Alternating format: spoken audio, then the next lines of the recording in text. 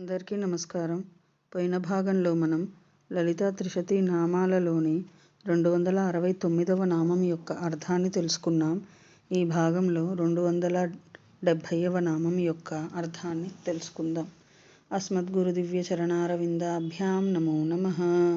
అశేషజనమోహినీం అరుణమాల్యభూషాంబరాం జపాకుసుమభాసురాం జపవిధౌ స్మరేదంబికాం. శివాయ గురవే నమః. శ్రీ గురు పదాంభుజములకు సభక్తికమైన ప్రణామాంజలి సమర్పణతో లలితా త్రిశతి నామ సంఖ్య 270. ఓం లబ్ధవృద్ధ్యై నమః.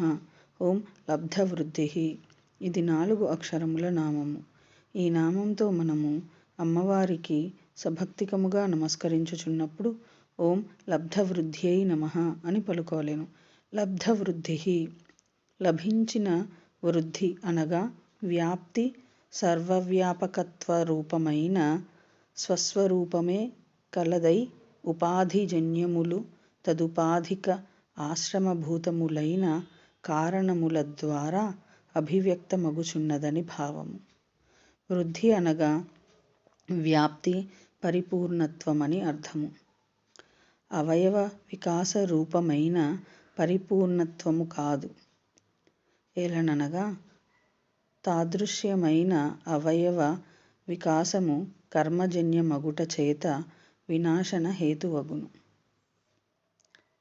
సవా ఏషా మహానజ ఆత్మాన వర్ధతే కర్మణా.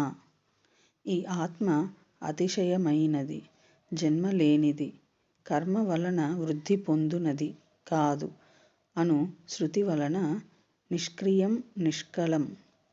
ఆత్మ నిష్క్రియము, అవయవ విభాగము లేనిది అనుచు అవయవమాత్ర నిషేధము శృతి చెప్పుచుండుట వలన కాగా, పరదేవత సర్వవ్యాపకత్వ రూపమైన స్వస్వరూపమే కలదై ఉపాధిజన్యములు తదుపాధిక ఆశ్రయభూతములైన కరణములు ద్వారా అభివ్యక్తమగుచున్నది.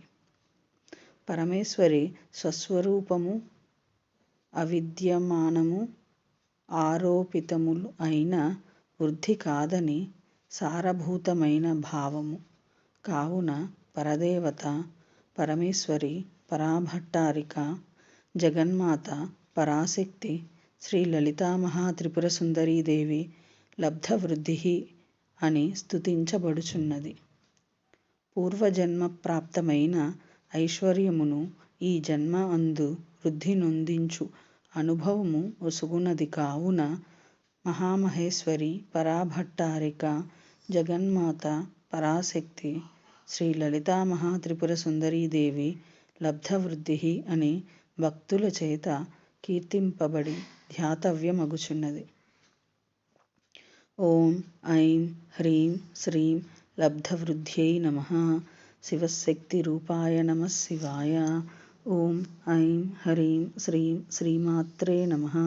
సర్వం శ్రీ సద్గురు దివ్య చరణారవిందార్పణమస్తు.